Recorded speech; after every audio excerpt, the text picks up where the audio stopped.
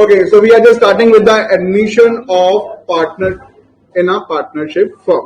तो सबसे पहले अगर हम बात करें पार्टनरशिप की, तो पार्टनरशिप बेसिकली आपके पास 7 चैप्टर्स में डिवाइडेड है, जैसे मैंने आपको पहले भी बताया हुआ है. One is basically called the fundamental, second is called the goodwill, third is change in existing ratio, fourth is admission, retirement, death and dissolution. आप लोगों के टर्म 1 में इस जब हम 7 चैप्टर की बात करते हैं तो उसे पार्टनरशिप कहा जाता है. So the point is that आपको नेम आ सकता है कि कौन कौन सी चीजें रहती हैं. सो आपके टर्म 1 में आपको फंडामेंटल है, गुडविल है, change in profit sharing ratio है एंड एडमिशन है. सिर्फ 1, 2, 3 एंड 4 चैप्टर है जो आपकी पूरी पार्टनरशिप में टर्म 1 में है. गुडविल हम लोग कर चुके हैं, तो today we are just going with admission. फिर हमारे पास बेसिकली 2 चैप्टर का स्लॉट रहेगा, जो भी बात रही. अब अगर हम बात करते हैं कि एडमिशन है क्या और किस तरीके से चलता है, तो सबसे पहली चीज अगर आप देखें तो we are taking 2 businesses. One is called window, second is called Samsung. Window and Samsung मिलकर लेट्स से एक बिजनेस कर रहे थे and which is a android business. ठीक है, इज अ एंड्रॉइड बिजनेस. ये दोनों मिलकर कर रहे थे. अब ये दोनों चाहते हैं कि क्यों ना हम एप्पल को भी एडमिट कर ले, क्यों ना हम एप्पल को भी एडमिट कर ले और iOS के अंदर भी डील करें. तो इसका मतलब है कल तक जो फर्म सिर्फ विंडो और सैमसंग से बनी हुई थी, अब वो फर्म कन्वर्ट हो जाएगी विंडो, सैमसंग और एप्पल में. तो जो पुरानी फर्म है उसे हम कहते हैं ओल्ड फर्म, और जो नई तैयार होगी इन 3 लोगों के मिलने से, that is basically called the new firm. So when a new partner और a firm joins that in a partnership firm, तो ऐसे क्या होता है कि एक पर्सन को, या फिर आप एक इंडिविजुअल को, या फिर आप एक फर्म को, या फिर आप एक कंपनी को क्या बना सकते हैं, पार्टनरशिप फर्म के अंदर पार्टनर बना सकते हैं. ओके, सो अब एक पार्टनर जब एडमिट हो गया, आप जब 2 थे 2 से 3 हो गए, या 3 से 4 हो गए, तो when ever a partner admit, तो उसके आने की वजह से क्या क्या इफेक्ट पड़ता है, यानी कि क्या क्या चीजों में चेंजेस आते हैं, हम सबसे पहले उसकी बात कर रहे हैं. सबसे पहले अगर हम बात करें तो सबसे पहला चेंज जो पड़ता है वो हमारे पास पड़ता है न्यू प्रॉफिट शेयरिंग रेशियो के अंदर. तो सबसे पहला चेंज आता है वो किसके अंदर आता है, न्यू प्रॉफिट शेयरिंग रेशियो के अंदर आता है. जैसे हम सिंपल सी बात मान सकते हैं, पहले हमारे पास सिर्फ 2 ही पर्सन थे जो बिजनेस को कर रहे थे. One is the Samsung and second is the window. तो वो लोग जो भी कमा रहे थे उन्हीं दोनों में बट रहा था. अब ये जो भी कमाते हैं उसको हम कह सकते हैं दैट इज समथिंग लाइक 100%. आप जो भी अर्न करते हैं, चाहे वो छोटा अमाउंट हो बड़ा अमाउंट हो, that is belongs to, you can just say 100%. तो आप इस 100% को जैसे मर्जी डिस्ट्रीब्यूट कर सकते हैं. जैसे मर्जी का मतलब as per the agreed between Samsung and Windows. जो भी एग्रीमेंट हुआ किसके बीच में, सैमसंग और विंडो के बीच में. Okay, so that you can say कि ये 50-50% भी हो सकता है, 60-40% भी होता है, 30-70 भी हो सकता है, what ever they have decided. ठीक है, अब क्या हुआ, अब आपने प्लस किया इसमें एप्पल, यानी कि अब आपने क्या कर दिया, आपने पार्टनरशिप में एक और पार्टनर एडमिट किया, that is basically called Apple. अब जो प्रॉफिट कल तक 2 में बट रहा था, अब कितने पार्टनर्स में बटने वाला है, 3 में. यानी कि नाउ एप्पल 30, सैमसंग 30, विंडोज 40, या फिर आप कोई भी और रेशियो रखें, अल्टीमेटली बनाएगा 100. बट पहले देखिए क्या हो रहा था, पहले 2 पार्टनर्स में डिस्ट्रीब्यूट हो रहा था, और अब कितने पार्टनर्स में डिस्ट्रीब्यूट होना है, 3 में. तो पहली चीज जो नए पार्टनर के आने की वजह से होती है, that is basically called change in profit sharing ratio. Change in profit sharing ratio. So जिसकी वजह से आपको सबसे पहले क्या कैलकुलेट करना पड़ता है, न्यू प्रॉफिट शेयरिंग रेशियो. क्योंकि जब एक नया पर्सन आपके बिजनेस को ऐड होता है, आता है, तो उसका मेन एम क्या होता है, प्रॉफिट अर्न करे आपके साथ बिजनेस करके. तो हमारी प्रॉफिट शेयरिंग रेशियो क्या हो जाती है, चेंज हो जाती है. अब अगर देखिए एक नॉर्मल सेंस में हम बात करें, तो पहले एक सिंपल सी चीज होता था, हमारे को पूरा का पूरा क्वेश्चन सॉल्व करना होता था. सो इन दैट केस उस टाइम पे हम लोग इसे स्टेप बाय स्टेप पे करते थे, और आप आराम से पूरा का पूरा क्वेश्चन क्या कर पाते थे, सॉल्व कर पाते थे.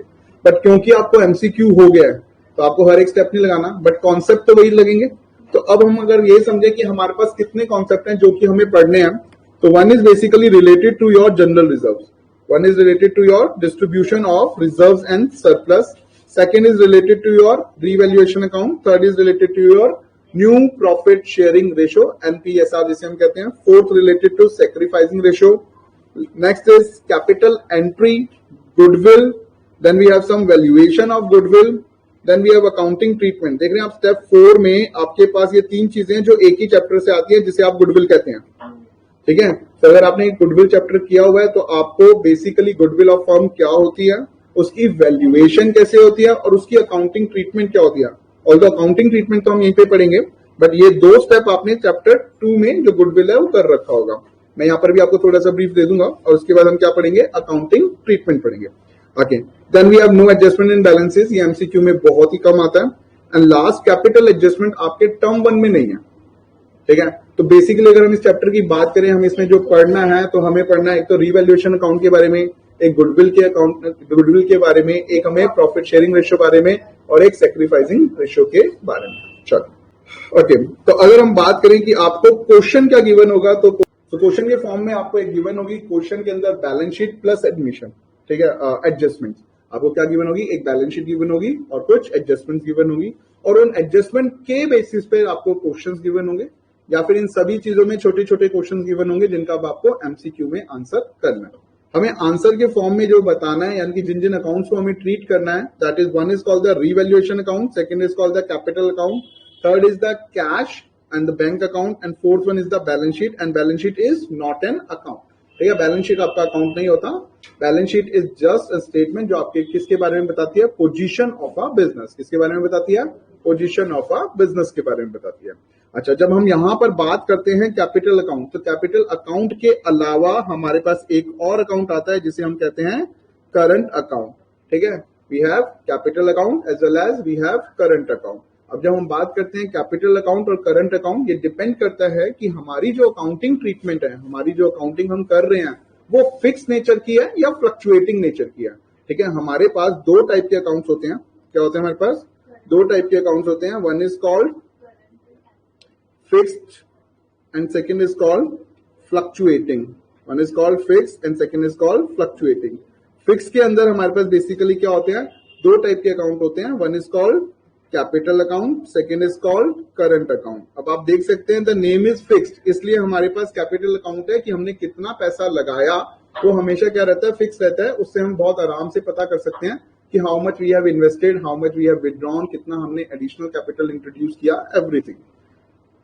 करंट अकाउंट के अंदर सिर्फ उस वाले ईयर में जो भी आपने रिजर्व्स एंड सरप्लस कह सकते हैं, आपने प्रॉफिट एंड लॉसेस अर्न किए होंगे, कोई सैलरीज कमीशन जो भी कुछ रहेगा, वो सारा का सारा कहां पे आता है, करंट अकाउंट के अंदर आता है। और व्हेन वी से फ्लक्चुएटिंग अकाउंट, तो इसके अंदर सिर्फ और सिर्फ हम एक अकाउंट बनाते हैं, that is basically called the capital account. क्यों फ्लक्चुएटिंग है? क्योंकि सारी चीजें इसके अंदर आने की वजह से इसका हमेशा काफी हद तक कैपिटल के अलावा भी बहुत सारी चीजें होती हैं जिनकी वजह से बैलेंसेस चेंज हो जाते हैं। That's why we say it to a fluctuating capital account. तो जब आप एडमिशन करते हैं तो उसके अंदर आपके पास दोनों ही अकाउंट आते हैं, करंट अकाउंट भी आता है, कैपिटल भी आता है और खाली कैपिटल भी आता है। Apart from that balance sheet जो पोजीशन बताता है। नेक्स्ट वी हैव कैश और a bank account. Sometimes you have cash and bank, and sometimes in a question you have both the things, कि कैश अकाउंट भी लिखा है, bank account भी लिखा है। तो हमें क्या लिखना है? तो आपको सिंपल सा उसे लिखना है कैश बुक। आपको 11th क्लास का छोटा सा कॉन्सेप्ट याद होगा। कैश बुक का क्या मतलब होता है, आपने याद होगा कि 2 कॉलम कैश बुक होता था, 3 कॉलम कैश बुक होता था। तो उसके अंदर क्या होता है कि आप कैश और बैंक को एक साथ बनाते हैं, तो उसे हम क्या कहते हैं, कैश बुक कहते हैं। ऑल्दो आपको यहाँ पर अलग अलग नहीं बनाना, मतलब एक साथ करके 2 डेबिट नहीं बनाने, आप एक ही डेबिट बना सकते हैं कैश एंड बैंक दोनों के लिए, ओके। और ऑल्दो हमें एमसीक्यू करना है तो ये चीज बनानी ही नहीं है, तो that will be fine to us. सबसे इंपॉर्टेंट चीज जहां से हम लोग स्टार्ट करने वाले हैं, दिस इज द पॉइंट कि एसेट्स के बैलेंसेस क्या होते हैं, डेबिट होते हैं। एसेट्स के बैलेंसेस क्या होते हैं, डेबिट। यानी कि जो चीजें हमें बैलेंस शीट में एसेट साइड दी हुई हैं, जब भी हम उसे किसी भी अकाउंट में ट्रांसफर करेंगे तो कौन सी साइड ट्रांसफर करेंगे, एसेट्स यानी डेबिट में ट्रांसफर करेंगे। यानी कि आप एसेट से कोई भी चीज उठाते हैं, पार्टनर्स के कैपिटल में लेके जा रहे हैं, दैट इज अकाउंट, तो डेबिट में लेके जाएंगे। आप रिवैल्यूएशन अकाउंट में लेके जा रहे हैं, दैट इज अ, तो आप डेबिट में लेके जाएंगे। आप अगर पार्टनर्स को डिस्ट्रीब्यूट कर रहे हैं तो आप डेबिट में डिस्ट्रीब्यूट करेंगे। अगर आप कैश अकाउंट में लेके जा रहे हैं तो आप डेबिट में लेके जाएंगे। तो आपको एक बहुत सिंपल सी चीज याद रखनी है, क्या कि एसेट्स के बैलेंसेस क्या होते हैं, एसेट्स के बैलेंसेस होते हैं हमारे पास डेबिट। दूसरा हमारे पास है लाइबिलिटीज के बैलेंसेस होते हैं क्रेडिट। तो यानी कि अगर आप लाइबिलिटीज से किसी भी अकाउंट का अमाउंट उठाते हैं और किसी भी अकाउंट में लेके जाते हैं तो वो कहां पर जाएगा, क्रेडिट में जाएगा। अगर आप पार्टनर्स में लेके जा रहे हैं तो भी क्रेडिट में जाएगा। अगर आप पार्टनर्स को डिस्ट्रीब्यूट कर रहे हैं तो भी क्रेडिट में डिस्ट्रीब्यूट होगा। लेट्स से रिवैल्यूएशन की कोई एडजस्टमेंट हो रही है तो भी उसी तरीके से वो क्रेडिट साइड मूव कर सकती है। खैर वो एडजस्टमेंट के ऊपर डिपेंड करेगा कि आपको लॉस हो रहा है या प्रॉफिट हो रहा है। अपार्ट फ्रॉम दैट आप अगर बैलेंसेस ट्रांसफर करते हैं तो आपको क्या ध्यान रखना है, एसेट्स के बैलेंसेस डेबिट, लाइबिलिटीज के बैलेंसेस क्रेडिट, ओके। देखिए आपको एमसीक्यू में सबसे ज्यादा जो आएगा ये आपको प्रॉफिट शेयरिंग पे आ सकता है, तो इसका प्लीज आप ध्यान रखेंगे जरा, कैसे करनी है इसको समझें, क्योंकि अब जो क्वेश्चंस आएंगे वहां पे आपका वो प्रेजेंटेशन नहीं है कि आपने रट लिया कि भैया ऐसे ही लिखना है हमेशा और ऐसे ही आंसर आ जाएगा। आपको उसको प्रॉपरली फोकस करके समझना है। तो देखिए पहला स्टेप तो हमें क्या कह रहा है, सबसे पहला स्टेप कहता है कि हमें करने हैं ट्रांसफर करने हैं बैलेंसेस के, जो भी अकाउंट हैं जिनके हमारे पास बैलेंसेस हैं उनको क्या करना है, ट्रांसफर करना है। तो हमारे पास किस किस के बैलेंसेस होंगे, एक हम कैपिटल अकाउंट्स बना रहे हैं तो पार्टनर्स कैपिटल के बैलेंसेस होंगे, एक हम लोग कैश या बैंक अकाउंट बना रहे हैं तो कैश या बैंक के होंगे। बनाए से कैपिटल तो that means current and capital both included है। सो इनके बैलेंसेस होंगे और इनके बैलेंसेस आपने कैसे ट्रांसफर करने हैं, एसेट्स के बैलेंसेस डेबिट में, लाइबिलिटीज के बैलेंसेस क्रेडिट में।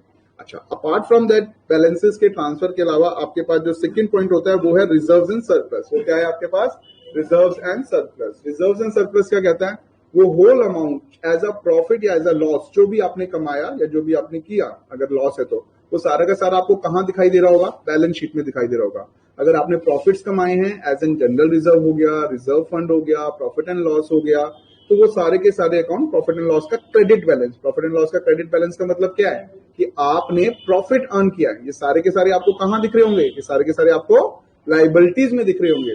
और लाइबिलिटीज में दिख रहे हैं तो कहां पर जाएंगे, पार्टनर्स के क्रेडिट में। ठीक है, इन द सेम वे अगर आपको जो लॉसेज है, P&L का डेबिट बैलेंस है, या फिर आपको डेफर्ड रेवेन्यू एक्सपेंडिचर दे दे, या फिर आपको बैलेंस शीट में गुडविल लिख के दे दे, बैलेंस शीट के अंदर गुडविल लिख के दे रहे हो, यानी कि इन द बुक्स में गुडविल है, तो आपने इन सारी चीजों को क्या करना है, एसेट्स के बैलेंसेस डेबिट, आपने ये सारे के सारे पार्टनर्स के डेबिट्स में डिस्ट्रीब्यूट कर देने हैं इन द ओल्ड रेशियो।